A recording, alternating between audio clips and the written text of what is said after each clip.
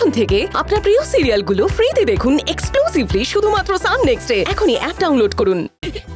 এই নন্দন, হ্যাঁ? সত্যি তোর মাইনে 3 লক্ষ টাকা হবে? আরে হ্যাঁ মা, 6 মাস ওখানে কাজ করতে পারলে আমরা পরিবারের সমস্ত সমস্যা মিটিয়ে নিতে পারবো। তাই মেনে নিলাম। বাবা, ঠাকুর আমার কথা শুনেছেন, এবারে আমি শান্তি পাবো। এই সিঙ্গাপুর আমাদের দেশের মতো না, অনেক স্ট্রিক্ট। আইন ঠিকঠাক ফলো করবি, বুঝেছিস? খুব সাবধান। হ্যাঁ বাবা। দেখি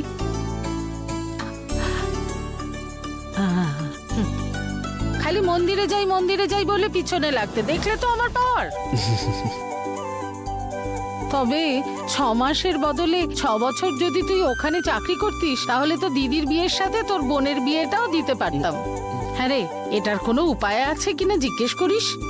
তোমাকে ছেড়ে 6 মাস থাকতে হবে বলে মাথা গরম হয়ে আছে। এদিকে তোমার মায়ের দেখছি আসার শেষ নেই। ঠিক আছে চুপ করো। তাহলে আর কি, তুই এত বড় একটা সুখবর দিয়েছিস, তুমি গিয়ে মিষ্টি বানাও, তুমি গিয়ে মাকে হেল্প করো মা। ঠিক আছে বাবা।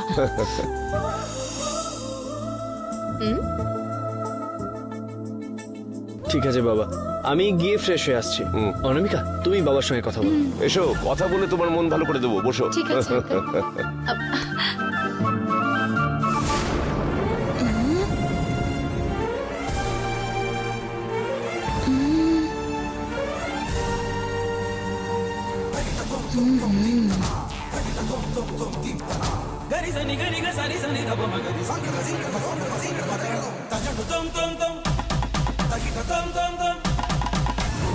কেন দাঁড়িয়ে আছো?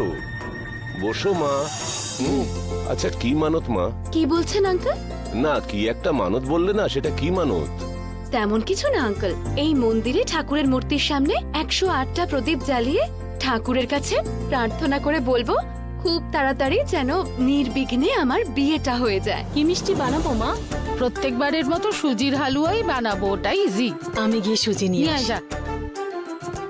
মা, কি রে? শোনো, কি? তোমার গলার ওই চেনটা একটু বের করো তো। কেন? বের করো না। হ্যাঁ? মা, এটা না মঙ্গলসূত্র তো? হ্যাঁ। এটা তুমি কেন পড়েছো? তোর বাবার সঙ্গে বিয়ে হয়েছে বলে পড়েছি। কেন, কি হয়েছে? এই তোর এই ধরনের প্রশ্ন করার কি হয়েছে রে? না দিদি, ভাইয়ের বিয়ে হয়ে গেছে তাই গলায় ওই চেনটা পড়েছে। তোমার বিয়ে হয়নি তাই তুমি গলায় চেন পরনি। আর অনামিকা দিদির চেনে মঙ্গলসূত্র আছে, তার মানে কি তার বিয়ে হয়ে গেছে নাকি? হ্যাঁ? কি বলছিস তুই? অনামিকার গলায় মঙ্গলসূত্র আছে? তাহলে কেন ওই দিদির চেনে মঙ্গলসূত্র আছে? কি?